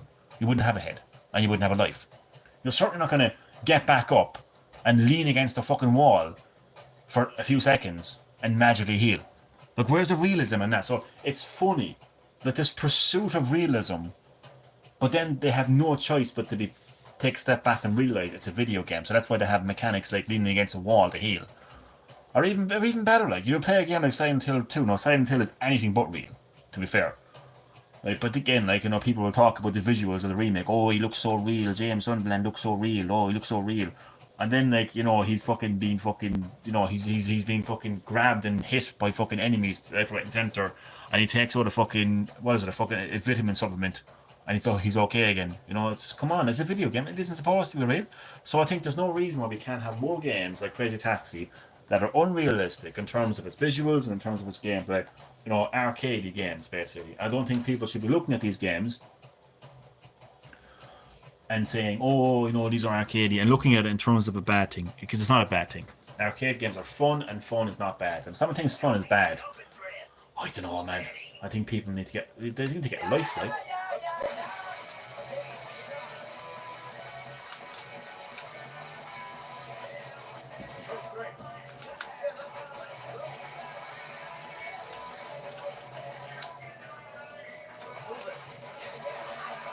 Oh fuck.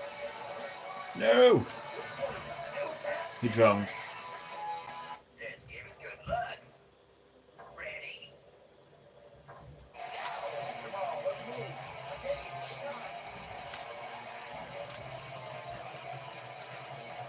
No sweat. You don't even need to.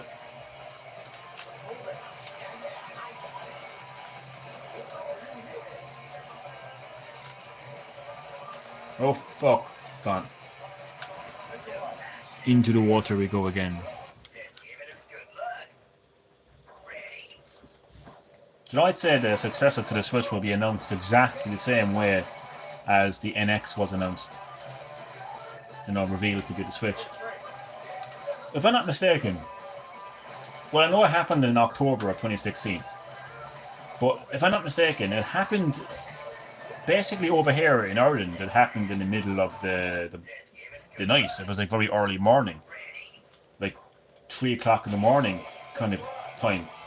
And then literally, like they said, today we're going to reveal the NX. You're going to see what's next for Nintendo. Like literally on the same day. And I was working up in a shower shop at the time. And I was I was so hyped. So I got revealed like lunchtime here in Ireland. I think it was like 2 o'clock or something like that. It was a 2:15. I can't remember exactly what time it was now. But it happened all in the same day.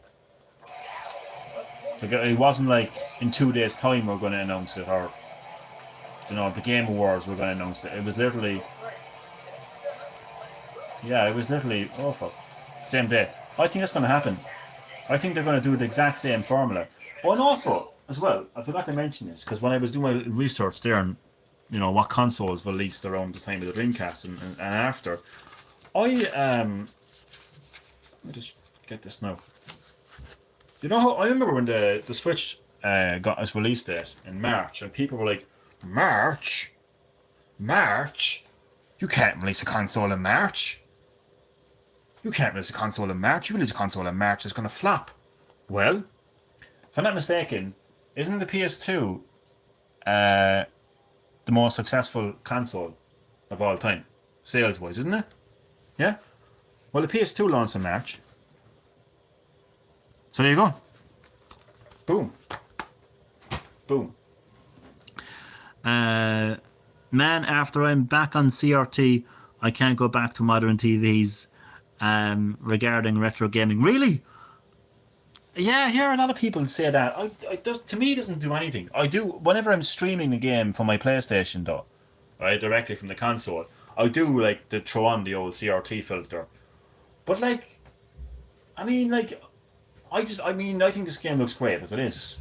You know, although there really wasn't much like CRT with Dreamcast, but like NES, SNES, N64, that kind of time, like CRT was big. Like, but no, it doesn't really bother me too much. You know, I'm not really kind of into the whole like CRT thing. I can play a game without CRT and be perfectly fine without it. Like, yeah, come on, let's move, let's go. Whoop.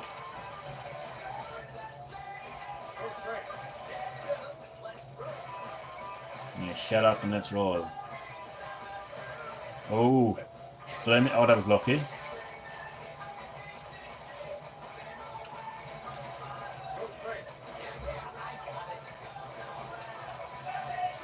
Oh,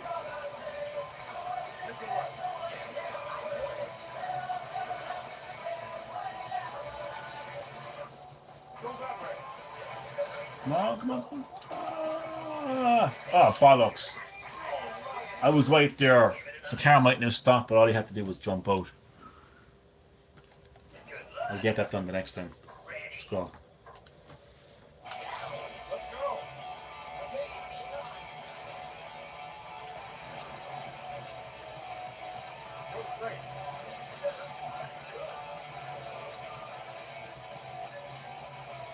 Oh yeah, unsurprisingly, my last live stream, yesterday's live stream of Crazy Taxi, was copyrighted, but there was no action. It just said copyright, but there was no action taken. I'm surprised, really surprised, considering that it was the soundtrack to San Andreas. I would have thought that Rockstar Games themselves would have shut up to my house and beat the fuck out of me. But yeah, with sprite-based gaming, the difference on CRT and LCDs is literally night and day. Haven't tested it. I don't know, man. I mean, I hear people say that like night and day, like, but I don't see the night and day difference. That's just me. Like I have played and streamed a lot of retro games, like from NES to N64, from Master System to fucking Dreamcast, and all on modern TVs, all on modern LCD and even LED TVs, and I've had no issue. Like there was no like, I don't know, man. It just doesn't bother me as much, I guess. But everyone is different, you know. Everyone is going to have their own eyes, and everyone's going to look at things differently. But for me, it's just not a big deal, you know.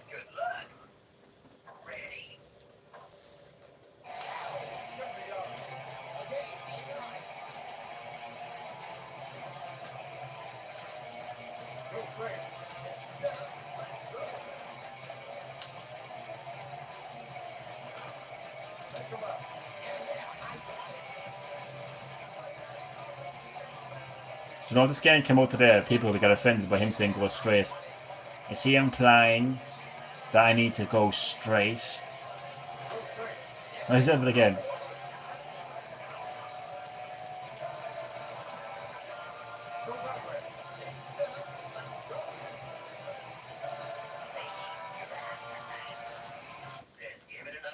Yeah, give it another go. Another time. It's boogie. We're not dancing, we're driving. There's a difference.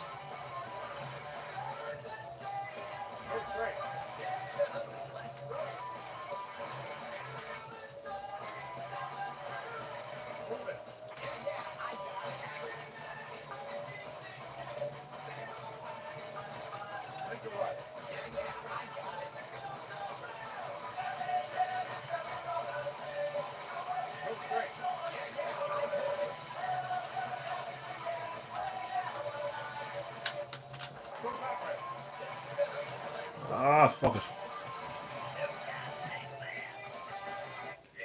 Put an LCD or LED next to a CRT and you most definitely will see it.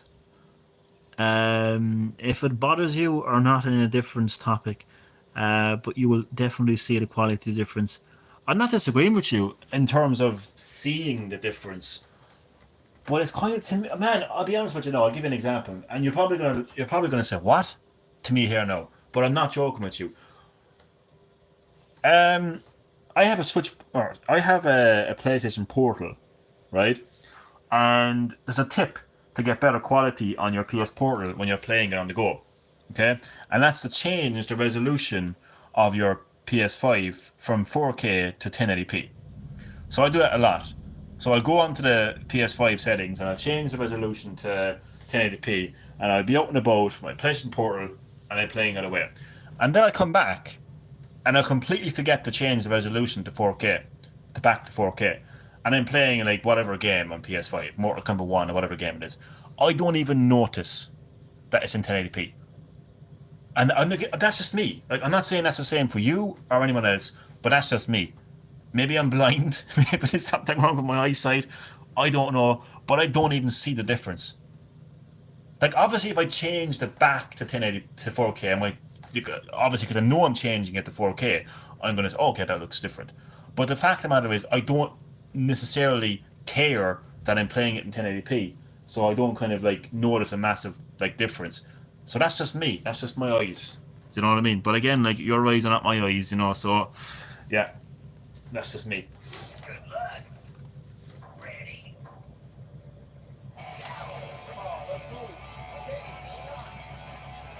I mean, it would have to literally be like for me. Obviously, I would notice like black and white compared to color. I'd notice that.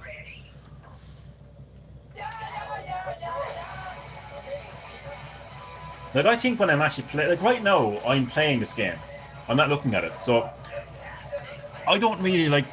Let's give it another go. Like 80% of my concentration, roughly, is put on actually just performing this task. So I'm not staring at the yellow cab or the green arrow. You are as the viewer, but as the gamer, I'm just more interested in the gameplay side of things. So that, again, that's just me. That's just how I operate. I can't take the time to look at these visuals right now because I'm doing it's such a fast game, and I'm more interested in completing the challenge than looking at the visuals. Now, obviously, like there's games where it's a lot more slow paced, like maybe like an open world game or something like that.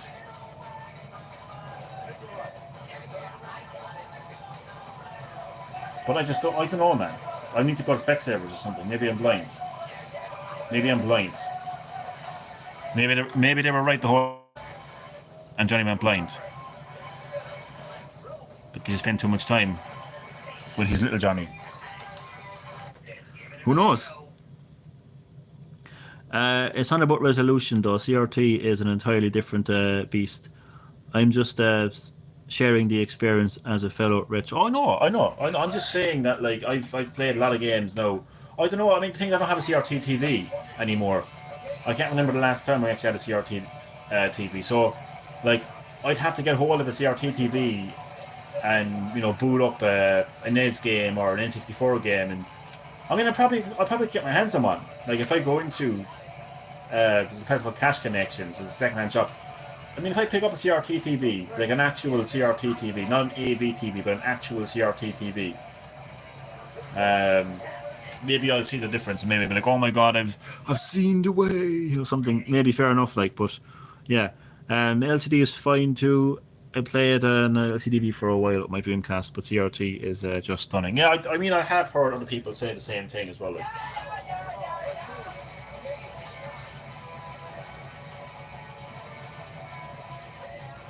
But it's kind of hard to believe though, because like this is a modern. Well, this is more. This TV is more modern than CRT. So I don't know. I mean,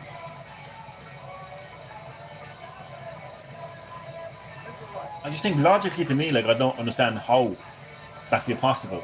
But I'm not saying like that you're wrong. I'm just saying that wouldn't you think that like with the advancements of technology over the years, I don't know. Because I've played like, as I said, I've played Super Mario Bros. On this TV and it looks great. So.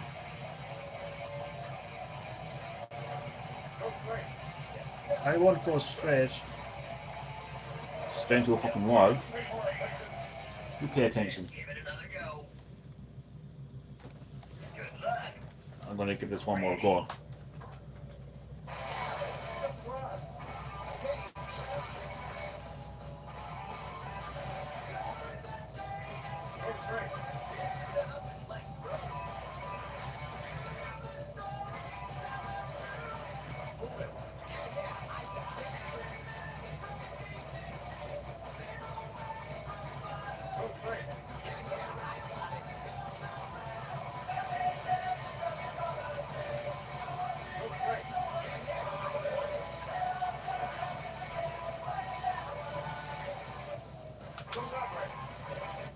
Where's that way?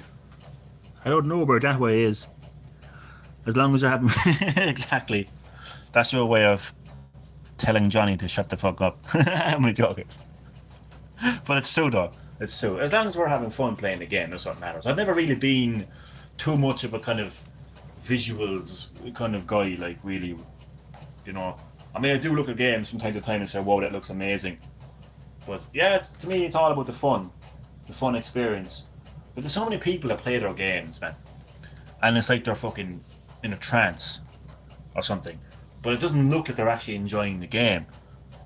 You know, it's hard to explain. You know, they're just like, I don't know. But to me, anyway, fun is where it's at. So that is going to do it for the gameplay, and it's going to wrap up the live stream now by just rambling,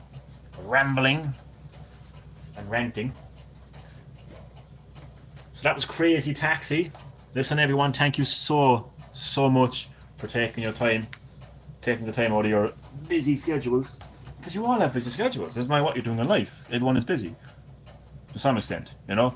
So I always appreciate everyone who takes the time out of their day to join these live streams. So thank you all for watching my Crazy Taxi live gameplays. I know there wasn't a whole lot of them. But sometimes, like, not every game has to have, like, you know, 15 live streams, you know? So it was short and sweet, but you got to see Crazy Taxi nonetheless. And again, I thank you for taking the time to watch my Crazy Taxi live streams. And as always, thank you for your overall support of Classic Hits Gaming. Very much appreciated. I'm so glad that I evolved Green Hill Gaming into Classic Hits Gaming, you know? Because this is where it's at. This is where it's at. Little Johnny, little 10-year-old Johnny, on all you can see is his mushroom head.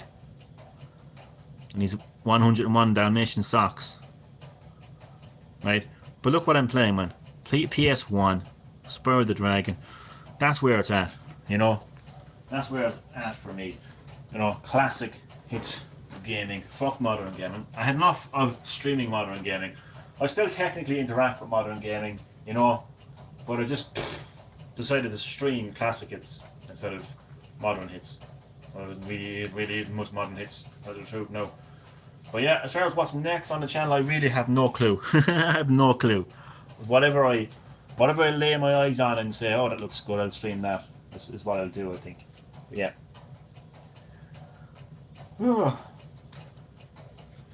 Man, this is a game that everyone needs to play, though. You really need to play this game. It's something you would not. There's some great twists and turns. It's basically it's a murder mystery, horror, mature game from Nintendo. It's kind of hard to. That's the only way I can just describe it, really. Some people will call it a graphic novel or whatever else, but there's more to it than just a graphic novel. A graphic novel is just something you just read. This is a game that you're interacting with. You're searching for clues. You're interviewing people. You're actually playing a game. You're not reading a novel. You're playing a game. So I don't like to call it a graphic novel. To be honest with you, it's more of a murder mystery, horror, mature game from Nintendo, which is just something you just don't see a whole lot of, really. But it's a great game. It absolutely is, and it's something you just wouldn't expect from Nintendo, you know. So there you go. It's my promotion there now, promoting Nintendo's content, you know. They don't pay me a fucking cent.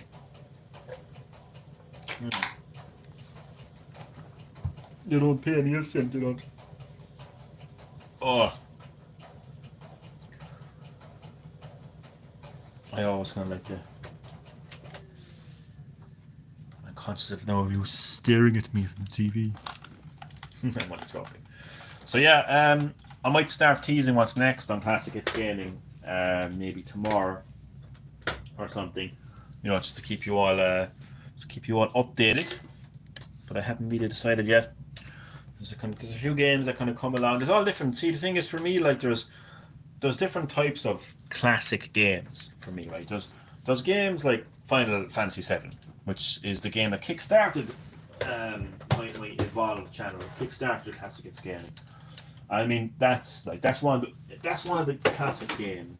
Just like it is just the gem, right? It is the elite when it comes to classic hits, you know. But then there'll be a game like Master of Darkness, you know, that released on Sega Master System. That is technically a classic game, but it's not exactly everyone's cup of tea, and it isn't exactly in the elite of classic games. But it's just a game that I like, that I grew up playing, and that I want to stream. And then there'll be something kind of in between, like Crazy Taxi. You know, it's not exactly a game that, you know, is going to enter the Hall of Fame anytime soon. Be crazy if it actually was. But at the same time, like, it's not exactly a fucking niche kind of game. I mean, Crazy Taxi is a pretty big name in terms of like an arcade game and people, you know, game that people remember playing. You know, so there's a bit of everything really when it comes to classic hits really. So you kind of never know, you know. Well, I never know in myself kind of what's going to be next. You know, like what game. I mean, I'm not short on classic hits gaming, to be honest with you. Because I'm even looking. I have some of the boxes now up there now as well. I mean, I've got all sorts of games. I'm not going to say anything now because I just give things away. But I have classic games from all different consoles and genres and decades. Man, you name it. There's something there for everyone in every decade. I'm not short. I love Wonder Boy and the Dragon's Trap for Sega Master System. Ah, you were a Wonder Boy kind of a boy. For me, it was Sonic, my very first console game. Anyway, I actually had a thing called the TV Boy. The TV Boy. It was basically an Atari rip-off. I don't know which Atari, but it was an Atari rip-off basically. Don't know how they got away with it. They wouldn't get away with it now, that's for sure. But it was basically a bootleg rip-off of an Atari console. It was actually in a pound shop. I suppose like what would be called like a discount shop.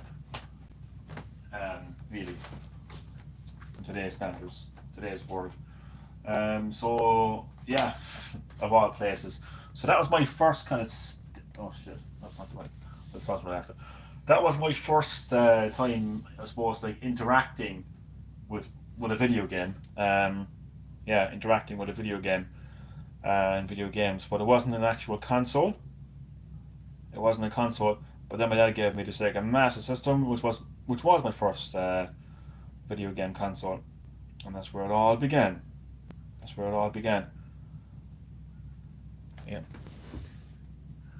Yeah. Dude, Wonder Boy and the Dragon's Trap was one of the first, if not the first, Metroidvania games. Yeah, but they kind of combined the two together. Yeah. That's an interesting way of actually putting it. You're right there. That's where the two came together, really. Mm-hmm. But yeah. Do you know? I want to talk about something before we actually end the live stream. Right, sorry. This is my Facebook newsfeed is just full of cats. It's just my algorithm on Facebook is a cat, basically. But look at this though. This is funny. I don't even have one. That's the sad part. This is supposed to be sad for like people that have cats, like, you know, like, oh, at least my cat loves me, and it's just a cat. I don't even have one, so imagine how I feel. Okay, so life giving me the middle finger, but that's funny. I've actually completely forgot what I'm talking about now. Oh yeah, so I think we were talking yesterday about graphics, and we were talking about like how graphics aren't necessarily the end all. I mean, all you have to do is look at the sales of games that aren't exactly, you know, graphically demanding. You look how popular Minecraft is, and then I mentioned all the Switch games and how well they sold. The new Mario Party game released over the weekend, and it's already number one in the UK charts. It's fucking. I mean, Mario Party. I mean, but even go outside of Nintendo. Outside of Nintendo. I mean, look at Roblox. Look at Roblox. It's hardly Uncharted, is it? You know what I mean? Like, and look at how successful that is. It has to be arguably one of the most successful video games out there. I know it's free to play and all kind of stuff like, but they make the money with fucking what the fuck is it called, Roblox, what the fuck it is. But yeah, we won't go into that now because that's a pretty dark game. Not the way you would think, but just in terms of its audience and yeah, yeah. We won't go into that now, to be honest with you. But it's taking out awesome cat. I know. I wish I had a cat like that, actually, to be honest with you. My algorithm is a cat, basically. Modern graphics are uninteresting to me. The old school graphics development was interesting, though. Yeah, I mean there is a massive. I mean you can just there's a they're two completely different graphical art styles. I mean like 8-bit, 16-bit. I mean even like 32-bit. Like the pixelated kind of fucking whatever graphics, but or the polygon. Is that polygon? Is that what they call polygon graphics? Pixel graphics were like 8-bit and 16-bit, wasn't it? And what the fuck? Yeah, whatever it is. But yeah, I don't know, man. I mean, I do miss the kind of again, like it goes back to the point of like video games being too realistic. Like what's the point in making Nathan Drake look like an actual human being, but then having get shot 5 times in the face, but leans against a wall to heal? What's the point then? Like, why make him realistic if it's not actually real? Do you know it's that kind of like paradox type kind of fucking creative stumbling block, whereas like, oh, I've created this realistic game, I've created this realistic setting and realistic graphics, but the character gets shot in the fucking face and doesn't die. Do you know what I mean? So like there's no point in trying to make a game look realistic, but not like play realistic, because you can't play a video game realistic because it isn't real. A game isn't real. Do you know what I mean? So yeah, I miss the days of just having games that didn't look real and didn't play real and just had that very distinctive graphical art style, which is why a lot of indie games, it's why it's good that indie games are out there, because obviously indie games that don't follow the same kind of path as modern graphical styles. Going from Atari 2600 to NES, Master System, Mega Drive, SNES to Sega Saturn, they were awesome. Nowadays, games look the same as previous gens, except for higher res. Yeah, that's right, man. You're so right. I mean, they do. A lot of them do look exactly the same. But there was an interesting point you mentioned there, no, in terms of that, like the graphical leap that we once saw, it's dead. And anyone who denies it is in denial. They absolutely are. No, it's as you said, like no, it's stuff like resolution, which comes down to your TV, not so much the console. It comes down to whatever monitor you have, really, more than anything else. So yes, it's small little things now. It's small little things. I mean, come on. I mean, look at GTA 2 compared to GTA 3. I mean, holy fucking Christ! Like, we're talking a massive graphical leap. So yeah, there used to be a time where when each console came along, there was that graphical leap, but that graphical leap now it's not there anymore. And the younger gamers, they don't get it because they really weren't. In all due respect, like they weren't really old enough to experience that graphical gap. They might have been like they might have played a PS1, right? When like they had it, like it's hard to explain. Like their first console, their first proper console could have been, I don't know, could be anything. It could even be as fucking early as the PS4, but then it could have been like PS2.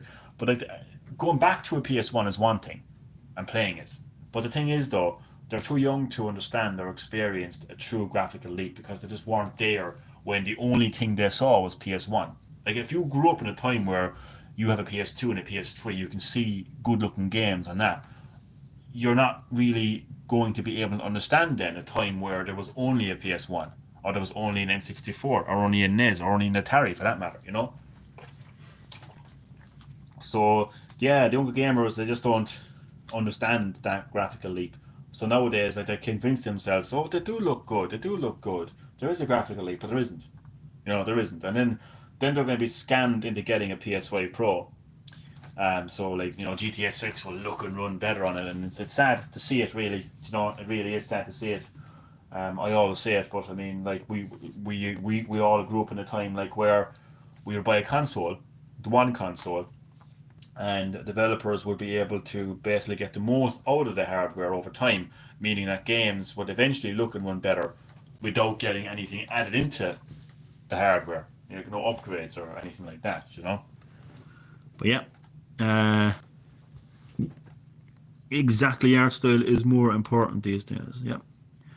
PS3 looks very similar to PS5 outside of resolution. And I wouldn't say PS3, I'd say probably more PS4, like PS4 and PS5, but I do see your point. Frames per second, upscale PS3 games to 4K, and they're all. Yeah, I mean, what I would say is like taking a fucking taking a PS4 game, right? Like Horizon Zero Dawn, and remastering it on PS5 is just fucking ridiculous. Like, considering that game looks amazing as it is, it really does, and it's already upscaled in PS5 anyway. So it's ridiculous. It's really scammy and it's scummy. It's scummy. Scummy. Basically, is what it is. But the thing is, there's people out there that are more than willing to buy it, because the thing is, though, it's not a. You know what? Like, fanboys aren't imaginary. Fanboys aren't imaginary. It isn't some kind of insult. Like, these are real people. There are really fanboys out there. Literally, they exist, and they just buy something because it's PlayStation, Nintendo, or Microsoft, and that's the only basis of buying it. And they'll leave comments online, and they'll like love hearts. Oh, pre-order this game, can't wait. Not because it's a good game or because they can't wait to play it, because they're just purely fanboys. It's like being a fan of a sports team, and they go and see their favorite fucking sports team perform, and they have the jerseys and everything else. That's what it is, literally. Because I mean, you can literally get like Nintendo, Sony. You can get Nintendo and PlayStation and Xbox fucking clothes and merchandise. So you can go around literally with a big fucking Nintendo T-shirt or a PlayStation T-shirt or an Xbox T-shirt. So literally fanboys do exist. And unfortunately, it's those fanboys that that go out and buy the PS5 Pros and the PlayStation 1 Anniversary Edition and fucking the remakes and the remasters, and it's quite pathetic to see it, really, because oh, it really is. I think it's self-explanatory, really, why it's pathetic, to be honest with you. No Man Upscale, Killzone 2 and 3 to 4K, and they're fully fledged PS5 games. Yeah, I mean, I suppose I know what you're saying, really, yeah. And Killzone 2, speaking of Killzone, they're going to need to bring back Killzone. A PS3 Amora Storm Pacific Rift upscaled to 4K 60, and it's a PS5 game. But then again, though, I mean, what about like, I'm not a game developer, so I wouldn't know the exact terms, but surely, like, surely you would need to take into consideration textures. Like, you'd have to take into consideration textures and then gameplay mechanics as well and stuff like that. I see your point in terms of resolution, that you can take any game from like PS3. I think you even mentioned PS2 as well. You can take a PS3 game, right, and upscale the resolution and stuff like that. But there's the raw graphics, though, is what I'm talking about. Like for instance, like in Killzone, like the character models, the environment models, textures, basically all that kind of stuff. You'd have to take that into consideration as well, man. Do you know what I mean? And then you'd be talking about a full scale remake, then, like. But no, I have to be honest. Like, there is a difference between PS3 games and PS5 games, and I think that's pretty. It's clear to me that there is a difference between PS3 and PS5. I just didn't see a massive difference between PS3 and PS4, and PS4 and PS5. But I wouldn't kind of go that far, no, personally, myself, no, like, But anyway, that's gonna do it for the live stream completely. Again, thank you so much for taking the time to watch my Crazy Taxi live streams and for your overall continued support of Classic Gaming. What is next? Who knows? But definitely stay tuned and have a look at my community tab for what's next, because I'll be sure to keep you all posted on that. If you upscale an N64 game to 4K 60, it won't look like PS5, but with PS3 games, it will work. Yeah, I see what you're trying to say. I do. I get it. Anyway, interesting conversation as always. Thank you for that conversation. Thank you for your input. And I will see you all next time on Classic Hits Gaming. Maybe not all, but for a lot. I know what you mean.